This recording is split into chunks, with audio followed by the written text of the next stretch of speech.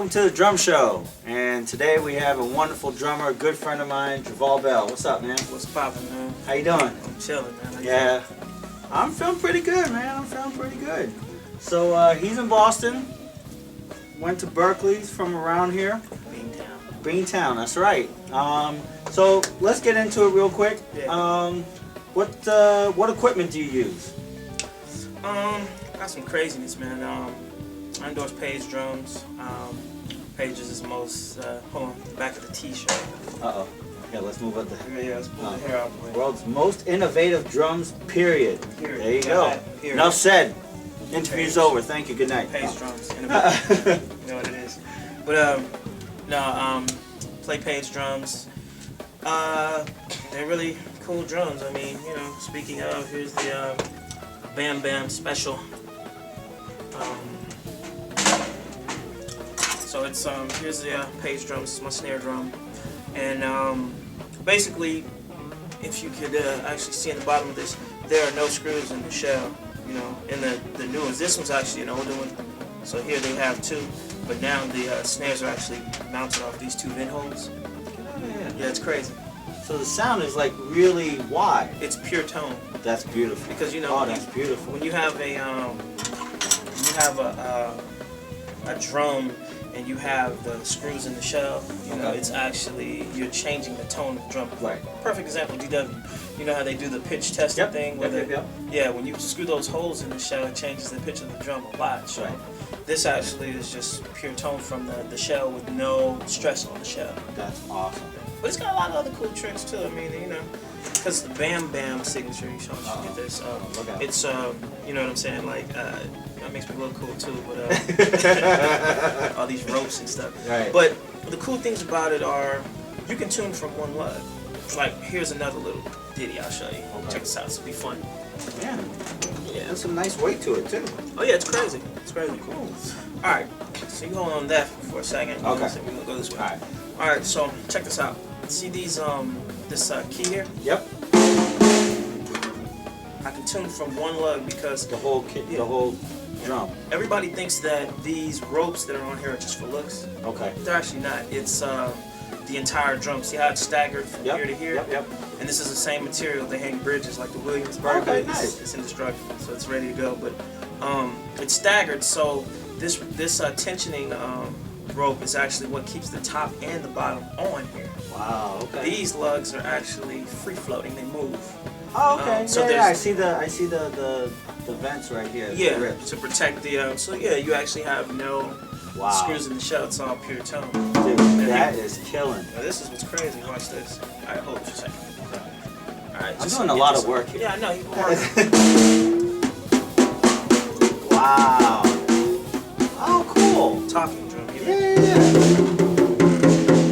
Yeah, they used to have them with pedals before, way back in the day. Yeah. So, okay, cool. So that's kind of the vibe with the Page drums, and I think the last thing would be, normally you would take your snare drum apart. How long would you say that takes to take a regular snare drum? You know? Like, to like change a head, you mean? Yeah, top and bottom. Oh, top and bottom? Yeah. Probably like, well, for me, I do it kind of quick, but Yeah, you got the drill, you like, right, exactly. Yeah, I don't know. Let's just say 10-15 minutes. Yeah, that one probably about a minute. You want to do one lug, the rope comes off, top and bottom comes off. Wow. That's actually about 30 seconds, and then you put it back together in about a minute and some change to rerun. Wow, that's crazy. So yeah. That's awesome, man. Page drums, man. Hey, there you go. Most innovative. There you go. Page. So yeah. Cool. So we got the drums. Where I see like all these ozones. Yeah. Sabian, another one of my families. Mm-hmm. I had this idea when I was like 15. I've been Sabian since I was about 15, and when they first came out with this ozone line, they had what, 18 and a 16 at the time. Right. So I was just like, man. My boy Ron Wright that plays for P-Funk, we were really tight at the time, and he's like, Jovol, you gotta come and play my Sabians. I was like, I don't like Sabians. They're too, you know, everything was bright because they had like the 8, you know, and there's a whole story behind that. But needless to say, Ron tricked me to come over to the crib, like, and he's like, yeah, I'm just gonna show him the drums, and that's history. You know, you see the set, and he like had to go crazy. So I went in, and he had these flat hats, and he had an ozone and a ride, and the hats had no bell and stuff, and I get to playing them, and I'm like, what is this? And he's like, gotcha. You know, so Yeah. when I played the ozone, I was checking it out, and he was explaining the process of about, you know, why the holes for that crack cymbal sound and Right. all that good stuff. So I had this wing on that I had at a church that was flipped inside out, and I took it and I rebent it and was just playing it, and I had an idea for like a thinner cymbal with that crack sound, and I called Sabian and was like, hey, or I had Ron to call Sabian and say, you know, hey, I got an idea for these cymbals, and then Ron couldn't really accurately describe what it was I wanted, so what he did was he just say, hey, this is my boy Jovol on the phone. Okay. And me and the guy were cool, and we talked for like 2 hours, man. That's a 2 nice hours. hookup, man. That's awesome. Yeah, it was dope. Cool. So Sabian, get your Sabians. There you go. Get them There you fast. go. Fast. Get 'em fast. So, what kind of sticks are you using? I'm all about the Vic. Hey, I mean, you know, Vic represent. Vic is Vic. yeah. You know what I'm That's where it's saying? at. I'm all about the Vic. You know, Page and Vic, Sabian, you can't go wrong. You know what I'm There you saying? go. Most innovative period. You know what I'm Yeah. Cool. All right. So, you've been playing for a while. I'm sure you have some people you kind of, you know, some drummers you kind of looked up to, you know, growing up. Did you have like a top 3 that like really influenced you? Yeah. Anybody who listens to me play, of course, notably Dennis, first cat. You know, Okay. that's our hero. But it's like we just keep him in my house. Like it's Yeah. both ours. Right, something You know. like that. Yeah. So I mean, you know, Dennis is definitely the #1 cat. I like to say, you know, in terms of versatility, Dennis would probably be one in terms of generally speaking, overall. But in terms of jazz, I really love Ralph Peterson. Oh, nice. I think Ralph is Nice. one of the most, you know, I wouldn't even say infamous because he's a famous cat, but he's like a secret that a lot of cats just don't even know about. Right. He's Yeah, fire. definitely. Yeah, I agree. I Yeah. agree. You don't really hear his name thrown around that much. Yeah, you know? right. So. And there's another cat that I really dig. In terms of the cats that you know, I would probably say Vinny. I like Vinny Caliuta and Marvin Smitty Smith and Steve Gadd in that cluster. But to get off, you know, subject, I'm from Houston, so you have a large list of drummers that came right before me, like Chris Dave. Everybody knows Chris. Chris is a good friend, really killing drummer. Mark Simmons. You know Mark? I know Mark very well. I have stories that just blow you away about Mark. Just like, wow. Yeah. Mark's killing. Not that many people know about Mark Simmons, so. Yeah, I mean, he's you know, Mark is a happening cat. Eric Harlan.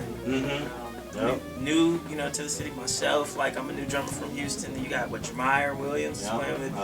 Terrion. Yeah, Terrion's actually, Terrion's an adopted Houston. Oh, okay. Terrion, he's an honorary member. He came okay. from East St. Louis. And Right, that's right. He came to U of H, and he was there for like forever. So he became one of us, of course. There you and, go. you know, I mean, it's a ton of cats. I mean, Marshall Yard, another killing cat. I mean, there's so many cats from the H that are, you know, really kind of doing their thing. One that a lot of people don't even know about, played Michael Bolton, is Lan Richards. You know, Lan is like a cornerstone. And then, of course, one last person that was a huge influence listening to him in terms of like jazz and stuff, Sebastian Whitaker. Okay.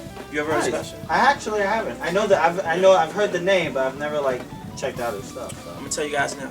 If you ever get to Houston, check out Sebastian Whitaker. He's a blind cat that, you know, his ears and his eyes, and I mean, you can sit down with Bash today and still, I mean, from Chris, also, you know, Marshall, Eric, Cora Coleman, who plays with Prince. Yep, She's yep. also from Houston. Yep. We've all sat down with Bash, and it's like, yo, as a matter of fact, Chris talked about Bash in the Modern Drummer thing that he did. So Nice. that's where that, you know, the whole Houston thing comes from, is that whole scene. But those are a lot of cats that, you know, coming up, it was influential because that's how, you know, from Houston we created the sound. But you know, this is about the Bean. This is about the influence that the Bean had. So, you know, it all translates. Right. It crosses over.